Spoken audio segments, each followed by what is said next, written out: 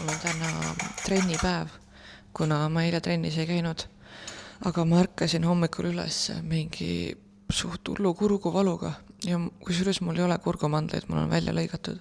Aga mul on siuke tunne, nagu mul oleks midagi paistes siin ja nagu neelata on valus. Ehk siis ma vaatan, kuidas hommik edeneb ja võib-olla lähen hiljem trenni. Ma käisin eile hommikul ujumas ja õues oli mingi, ma ei tea, äkki 18 kraadi. Ja võib-olla sellest ma sain natukene külma.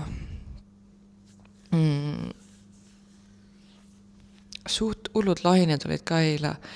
Tavaliselt me üritame minna siukse rahuliku ilmaga ja eile tundus ka nagu täiesti rahulik ilm.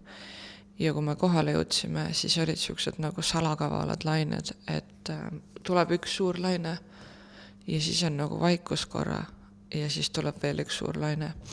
Ja me käisime ujumas niimoodi, et me üritasime selle laine harjal siis nagu kehaga surfida. Ma ei oska seletada, ühesõnaga, kes teab, see teab. Ja ma jäin sinna lainesse korralikult sisse, see tuli mul üle pea, ma olin täiesti vee all.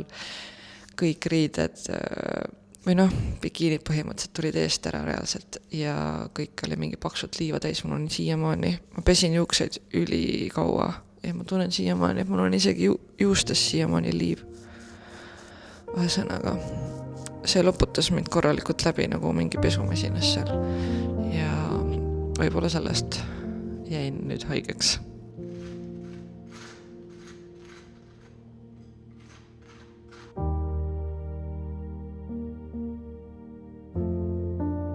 Ma ei ole väga hea vitamiinivõtja. Mul on tavaliselt 2 päeva meeles ja siis 3 päeva läheb jälle meelest ära. Aga mis ma tavaliselt võtan on kalamaksaõli ja rauatablett koos vitamiin C-ga. Sest et raud on mul alati suht madal olnud ja kalamaksaõli on lihtsalt hea sulle juustele ja südamele.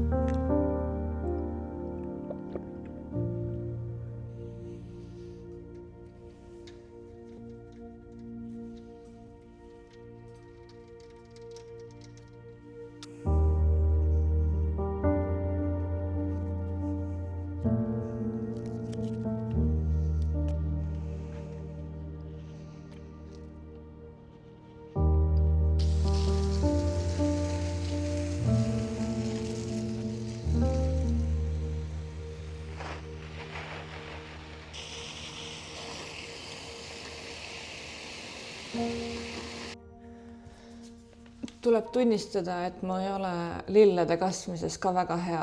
Et need 2 on siin orhideed, mis on mul viimased 2 aastat siin elu ja surma piiril virelend. Ja mingid elumärgid on veel, aga ma ei saa neid kuidagi ilusaks. Kõik lehed on ära kukkunud, siit tuleb mingisugune väike asi, aga ma ei tea, kaktustega see eest on mul alati hea läbisaamine olnud. See pisike tegelane õitses täpselt mul sünnipäeva paiku ja täiega ilusad õied ka, nii et ma olen rahul. Et võib-olla orhideed ei ole ikkagist minu teema. Ma arvan, et nad on elus püsinud lihtsalt sellepärast, et siin lihtsalt kliima on niivõrd soodne, aga ma ei ole lihtsalt kõige parem nende kasvatamises.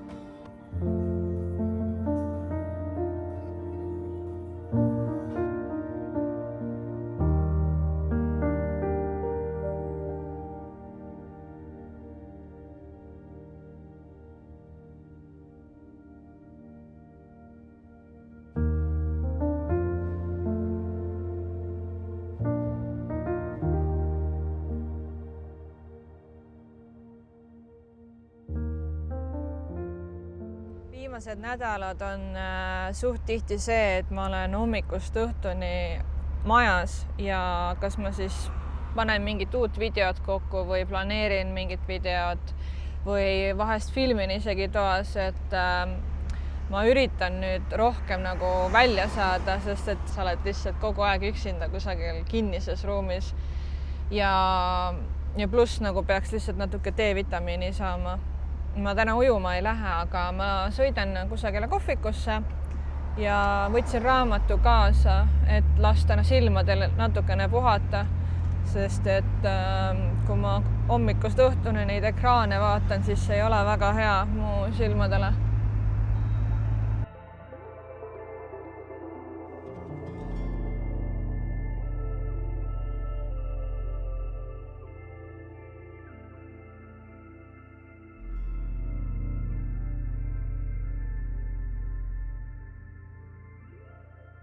Mul oli eile filmimispäev kliinikus. Ma siia vlogi midagi ei filminud, aga kui sa tahad näha behind the scenes, siis mine mu Instagrami. Ma panin sinna väikse klipi. Ma tunnen ennast täna palju paremini, et mul ei ole enam nagu kurk valus, aga Karl on nüüd haigeks jäänud, et ta eile oli kodus ja täna jääb ka koju. Ja me läheme ujuma, sest et ta on terve päev siin toas passinud ja võiks täna nagu natukene välja saada. Ma üritasin vaadata ilmateadet ka, et kas need lained on nagu rahulikud või mitte, sest et Perdis suht tihti on hästi tuuline ja suured lained, et me oleme ujumas käinud niimoodi, et täpselt vaatame, et on ilm enam vähem. Aga ausalt öeldes ma ei oska väga neid lainegraafikuid isegi vaadata, et ma saan aru, seal on nagu mis suunas laine on, kui kaua see laine kestab ja siis laine kõrgus, mis laine kõrgus on vist siis minu jaoks kõige olulisem, et oleks nagu madal, et siis on nagu lihtsam ujuda. Aga siis on veel nagu hoovused ja ma ei tea, mis asjad. Ühesõnaga, meil on üks alakoht tegelikult, kus on niimoodi, et siis rannast natuke eemal on mingid kivid ja ma ei tea, mingid moodustused seal vee sees, mitte päris korallid, aga ma ei tea, vetikad ja asjad. Et siis, kui see laine tuleb, et siis ta sinna randa jõudes ei ole nagu nii tugev. Et me lähme vaatame sinna, äkki saab seal mõnusalt rahulikult ujuda.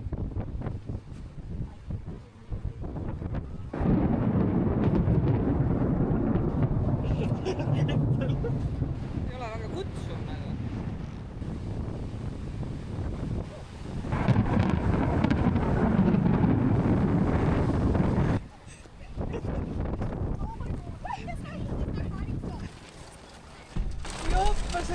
Katuse peale ma nüüd. Long story short, me ei läinud hommikul ujuma ja me tulime koju, ma käisin trennis, ma päevitasin meil siin hoovis, sest et ilm pöördus sama järsult, kui tuli torm, sama järsult tuli ka uuesti selge taevas, kusjuures me sõitsime randa ja ma vaatasin ilmateadet, et kas hakkab vihma tulema, sest et me nägime neid tumedaid pilveid.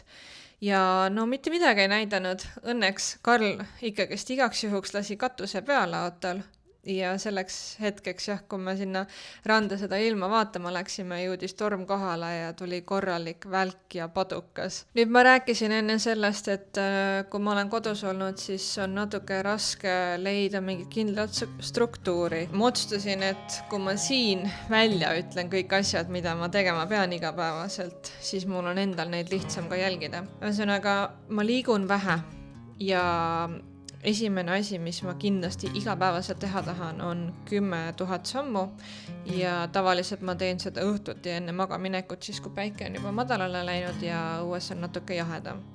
Teine asi on kas jõusaal või jooks. Muidugi vahepeal ma teen vabu päevi, aga enamus päevadel ma tahaks hommikuti käia kas jõusaalis või jooksmas. Ma olen enam-vähem käinud, mõnikord on tulnud 2 vaba päeva vahele ja niimoodi.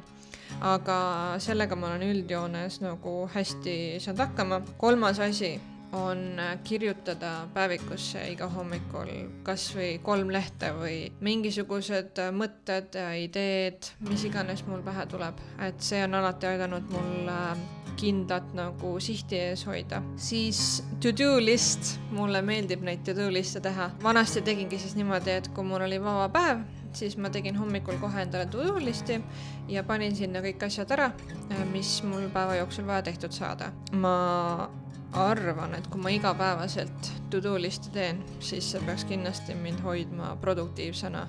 Isegi kui ma neid kõiki asju tehtud ei saa, siis see juba aitab kaasa, kui ma need asjad läbi kirjutan ja ma tean, mida mul on vaja teha. 30 minutit raamatu lugemist.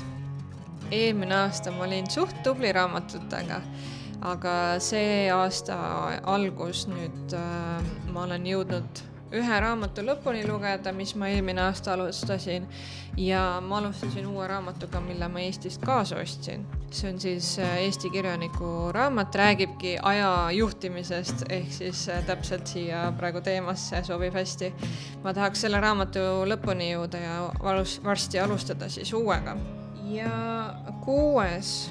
asi, mida ma tahaks igapäevaselt teha, on filmida. Et mul on kindel eesmärk see aasta oma oskused selle kaameraga ja töötlemises ja kõiges tuua lihtsalt uuele tasemele.